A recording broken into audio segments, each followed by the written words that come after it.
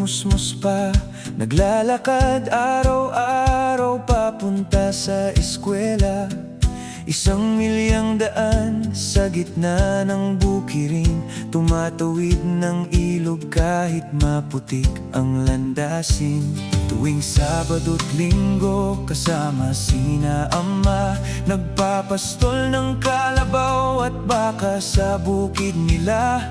Mahirap man ang buhay, ngunit masaya ang tahanan. Pagmamahal ng pamilya ang aking sandigan. Sa paglalakbay ng buhay ko, Diyos ang ilaw sa bawat yugto.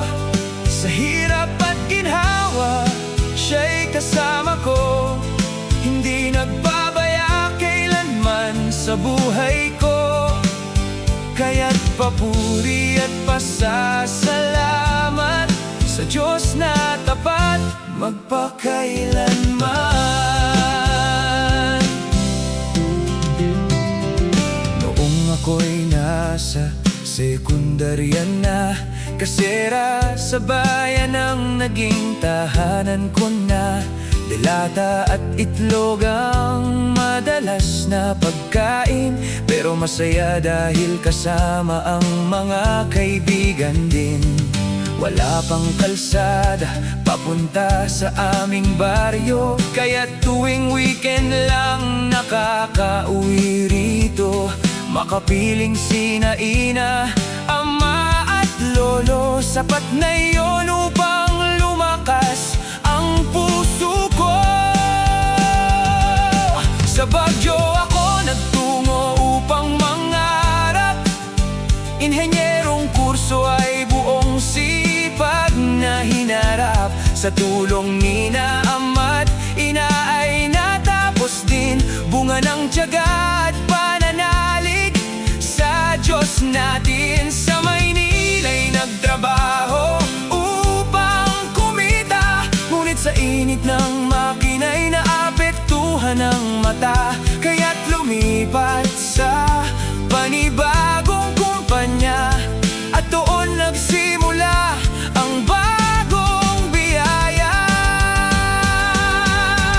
Sa Dagupan, Pangasinan, ako'y napadpad. Isang mabait na dalaga doon ay nakilala agad. Naging asawa ko't kasama sa paglalakbay.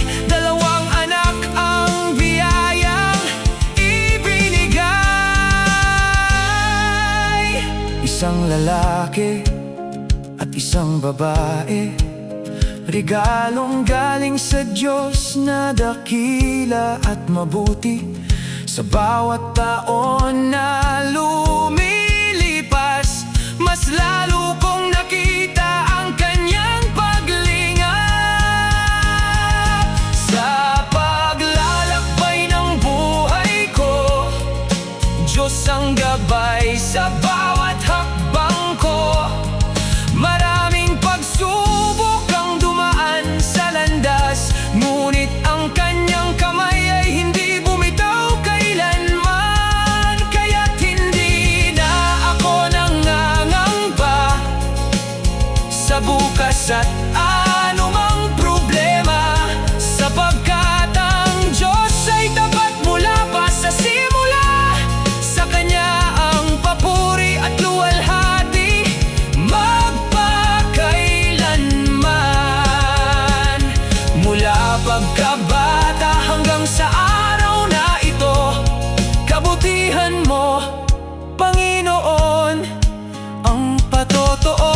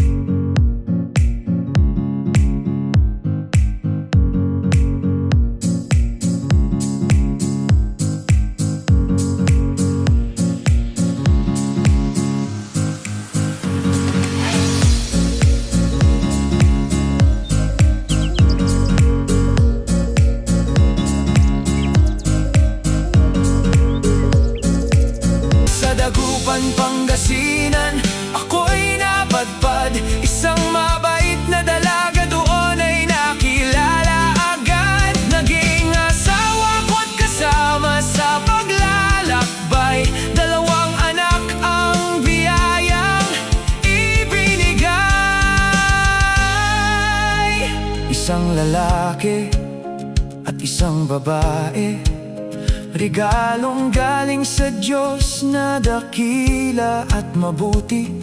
Sa bawat taon na lumilipas, mas lalo kong nakita ang kanyang paglingap. Sa paglalakbay ng buhay ko, Diyos ang gabay sa bawat hakbang ko.